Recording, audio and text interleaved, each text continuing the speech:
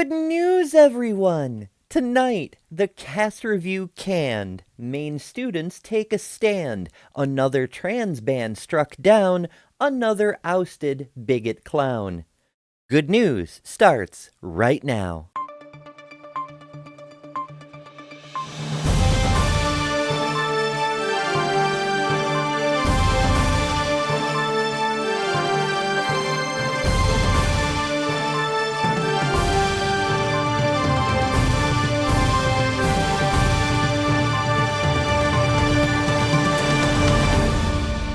First up, a federal judge rules that a trans ban discriminates. Duh.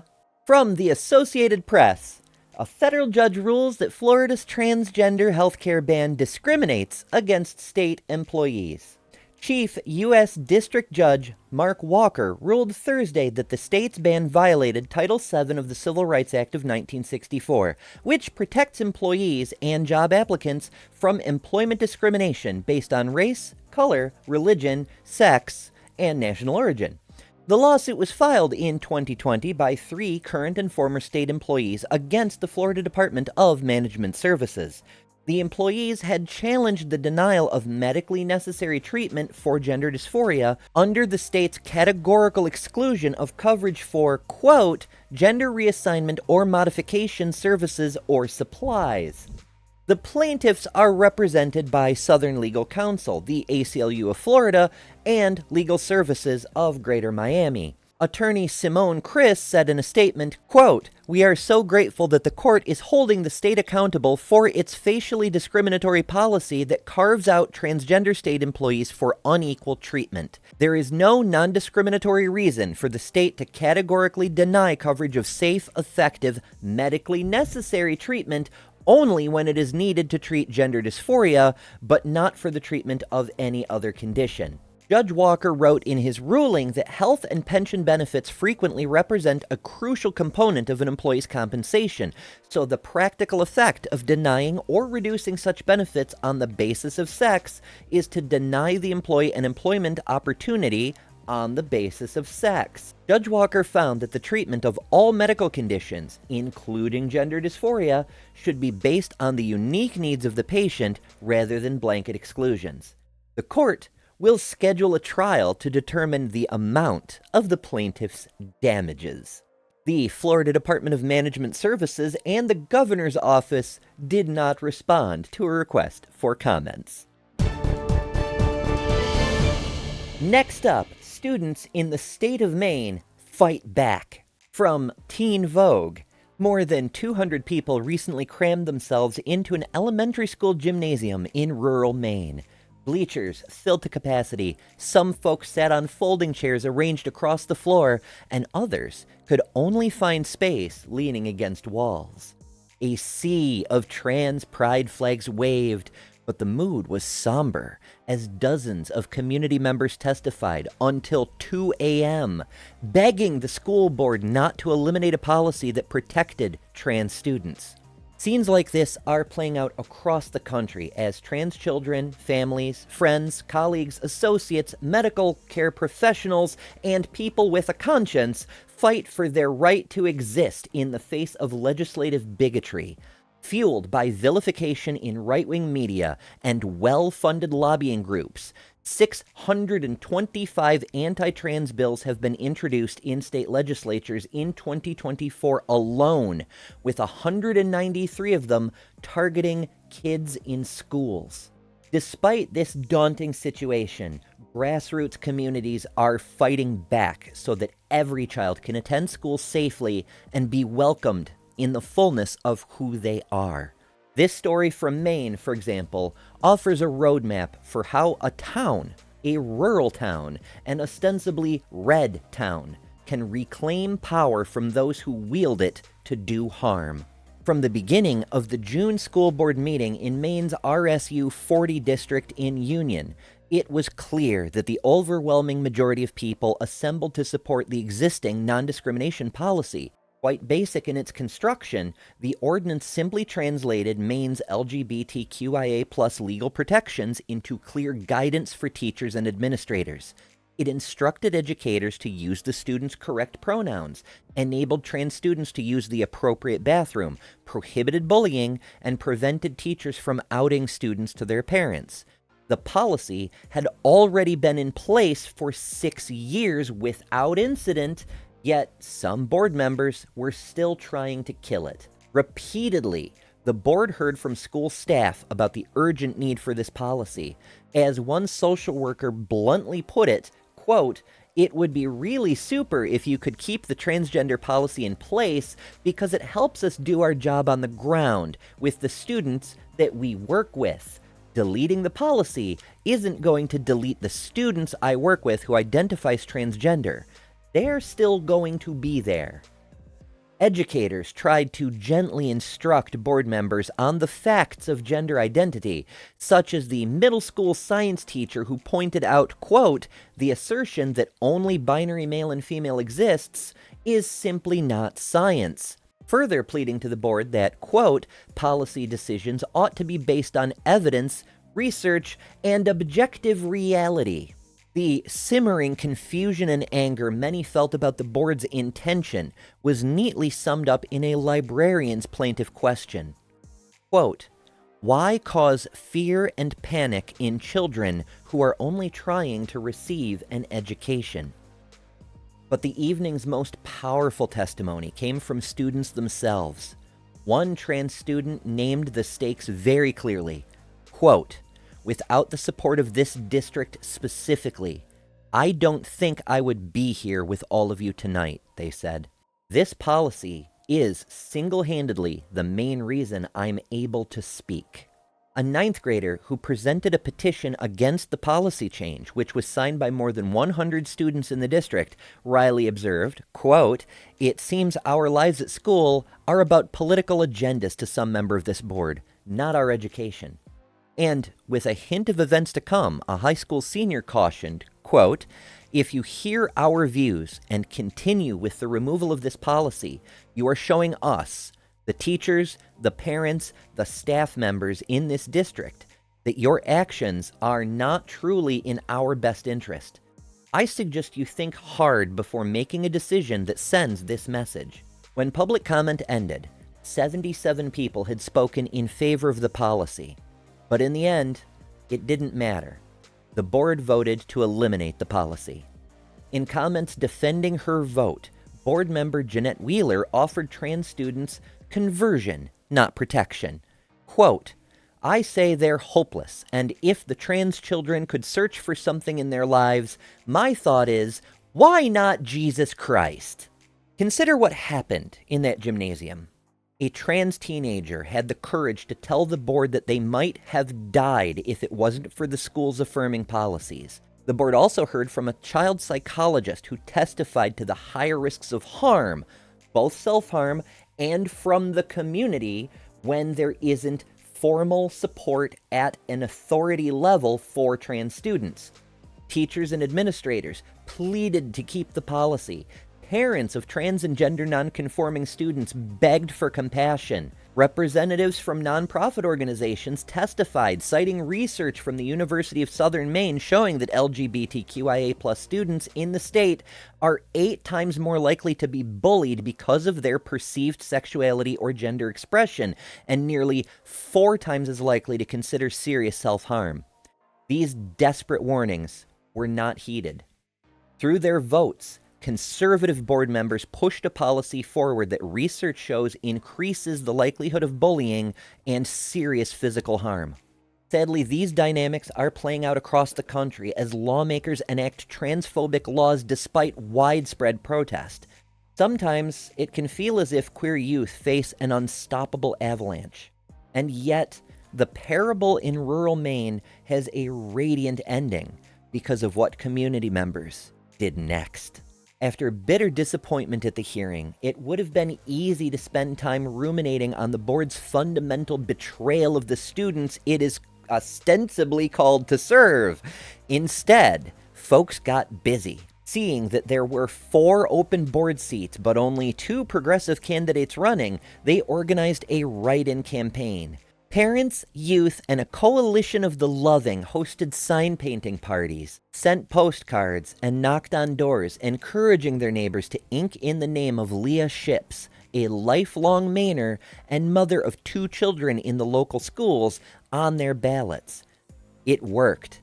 Ships was elected by a margin of just 67 votes, defeating a candidate who had tried to get the book genderqueer banned from local schools. In the wake of this election victory, one mother of a trans child said through her tears, quote, "As a parent, I've been so upset about our voices not being enough to protect them. In a moral and just world, her testimony would be enough. The plea of a trans child asking to be treated with basic dignity and respect would win the necessary votes. But we don't have time to wait for the conversion of unwilling hearts. Instead, we must take power and wield it so every queer person hears an unmistakable message. You are not alone. We will fight this, and we will win." But what of the deletion of that crucial policy that protects trans students? After all, the board had already voted. The decision was already made. Not so fast. From the Bangor Daily News. While the previous episode of the TransPositions was airing, Regional School Unit 40, which includes the towns of Union, Warren, Washington, Waldoboro, and Friendship, voted 9-6 to rescind its June decision to delete its protections for transgender students. That means that the policy, which again had been in place for 6 years without incident prior to that June vote, will go back into place for this coming school year. Reverend Benjamin Perry, who authored the Teen Vogue article that we just referred to, lives in Union and said that the board should bring back the protections. Perry said a transgender child in their congregation recently lost their life, and it's policies like the one the school board had erased in June that protected transgender students and let them know that they're safe. Quote, "These are not monumental acts, just baseline assurance that this district embraces the dignity of every child." However, Joshua Blackman, a school board member from Warren, opposed bringing back the protections, saying, quote, "The woke mind virus had infected the district. Thanks to that 9-6 vote, the policy returns to effect. Because when we vote, we win." Next up, an update on that Liberty University story from last week. From WSET. Eleanor Zinsky, the woman fired from Liberty University, said she started working in the IT department in 2023. A few months into the job, Zinsky decided to tell HR that as a transgender woman going through her transition, she was approaching the point where she was planning to legally change her name. The lawsuit said about a month of no response followed before she was called into a meeting with the heads of Liberty's HR and IT departments. The lawsuit states, quote, "Liberty University officials read a termination notice aloud to Eleanor, citing denying biological and chromosomal sex assigned at birth as the basis for her termination, stating a conflict with Liberty University's doctrinal statement that names denial of birth sex by self-identification with a different gender as a sinful act prohibited by God." Zinsky said her decision to communicate with HR about moving forward with the legal portion of her transition was a difficult one. Quote, "I got to a point where I felt like, okay, enough people are treating me with kindness and with God's love. I feel like I can do this." She said the way she decided to send that message was intentionally tactful, without making demands, just informing. But the months-long wait for a response after that was grueling on her mental health. She went on to say that she identified as transgender before even starting at Liberty University, but knew that her name and appearance would mean others would perceive her as a man. To try to fit in the workplace, she continued doing her job that way, by presenting masculine and going by her old, still legal name, rather than openly identifying as a trans woman. She did have two coworker friends who she had come out to, and they were supportive. But other than that, she stayed under the radar until she reached the point where official notice seemed prudent. Wyatt Rolla of the ACLU of Virginia said that the termination letter read aloud and sent to Zinski made one thing very clear. She was being fired specifically and expressly because she was transgender. Title VII, of course, protects employees from facing discrimination in the workplace based on race, color, religion, national origin, and sex. They said, quote, basically, the Supreme Court has said by virtue of discriminating against someone for being transgender, you are discriminating on the basis of sex, which is a violation of Title VII. Zinski said the moments when Liberty officials read her termination letter to her were devastating. As a Christian herself, she said the implications of being rejected by a nominally Christian organization were hurtful to her at a religious level. Quote, I identify as a Christian, and them casting me out is like saying a sinner can't be a Christian. Even though I don't view being trans as a sin, I know many people do. Eleanor said that she hopes for more than just compensation for her own injury in this case, but that, quote, I hope standing up to Liberty will show that they cannot do this to anyone else. I don't want anyone to ever have to experience what I did, whether it's at Liberty University or any other religious institution. We at the TransPositions wish her Godspeed in this endeavor. Next up, on the other side of the coin and the other side of the Atlantic, a teacher was terminated for overt bigotry. From the BBC, a Christian teacher fired after he misgendered a pupil has lost a high court appeal against a decision to ban him from the profession. Joshua Sutcliffe was found guilty of misconduct while working as a maths teacher at the Sharwall School in Oxford in November 2017. Mr. Sutcliffe's lawyers argued that the Teaching Regulation Agency's order was an unjustified interference with his right to freedom of speech and religion. But British High Court Justice Pepperell said there was no merit in the argument that his human rights had been interfered with. The judge said Mr. Sutcliffe failed to understand or accept the harm that he caused vulnerable children in his class. He said Mr. Sutcliffe did not accept that his right to manifest and express his religious convictions might have to be balanced against his professional duties to treat children with dignity and respect and to safeguard their well-being.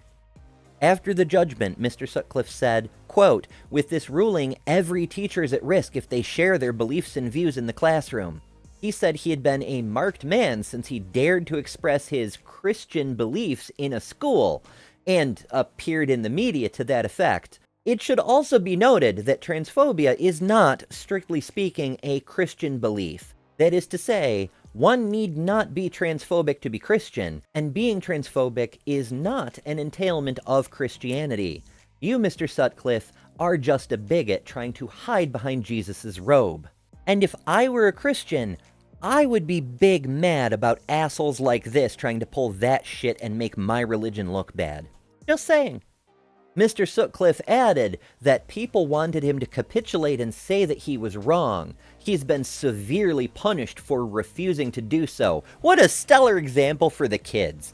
The panel concluded in May 2023 that Mr. Sutcliffe did not treat the transgender pupil with dignity and respect by failing to use his preferred pronouns in class and while appearing on ITV's This Morning, while the UK does have a bit of a reputation for being a bit on the turfy side. Okay, very on the turfy side. It's good to see that they at least have standards high enough to not only terminate a teacher who is conducting abusive and harmful behaviors towards the students without regards for their well-being, purely for his own arrogant righteousness. But when that arrogance is brought to light and held up as being superior to the well-being of students, he is actually barred from the profession.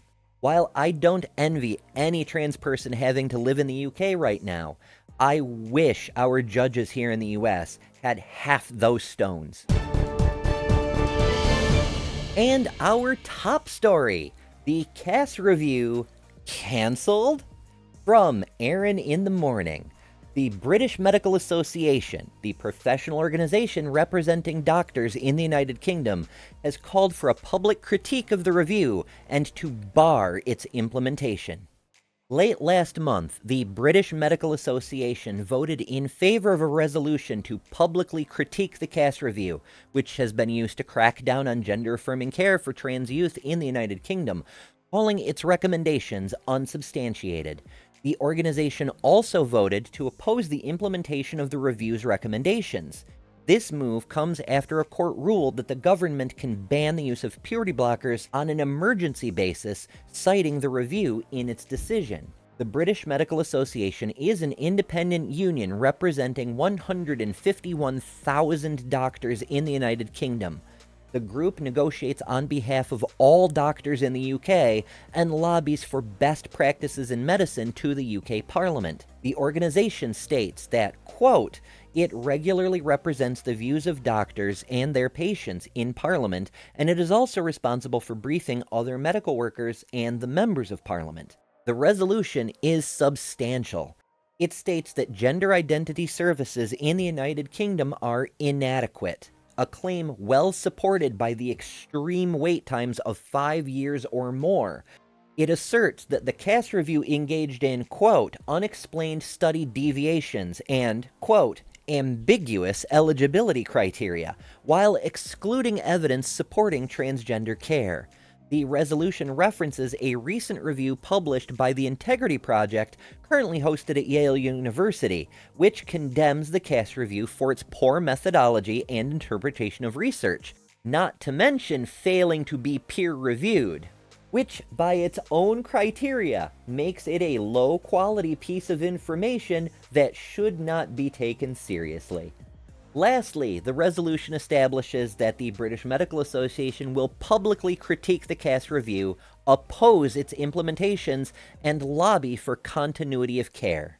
The judge's decision that enabled NHS to ban puberty blockers stated that the proven life-saving medication could, quote, cause substantial, albeit unqualified, risks to young patients. This finding is not supported by science and has been found to be untrue in court hearings, even here in the United States. For instance, in the Arkansas decision overturning a trans care ban, a judge ruled that, quote, the adverse health effects of gender-affirming care are rare, and the risks are, quote, comparable with many other medical treatments routinely offered to youth. The organization will now produce a fuller critique of the Cass Review that is expected towards the end of the year. This critique will pay particular attention to the methodological flaws in the review. In the meantime, the organization is expected to lobby strongly against the review's implementation in the United Kingdom. Its opposition could have international repercussions, including in the United States, where politicians have cited the Cass Review to claim that doctors now oppose transgender youth care. The British Medical Association statement concluded by saying, the task group will make recommendations to improve the healthcare system that has for too long failed transgender patients. It will work with patients to ensure the evaluation invokes the old adage in medicine of no decision about me without me. It is time that we truly listen to this group of important, valued, and unfortunately often victimized people, and together build a system in which they are finally provided with the care they deserve.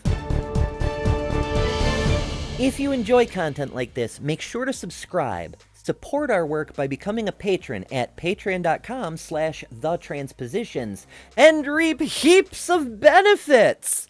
Our meme of the week was posted by Titan Uranus. And if you want to confound transphobic and misogynistic reactionaries with their own irrational contradictions, join us on Discord. Also, if you have good news concerning trans people you'd like to see reported on, you can tell us about it in the Discord as well. For the Transpositions, I've been Ember Belrad.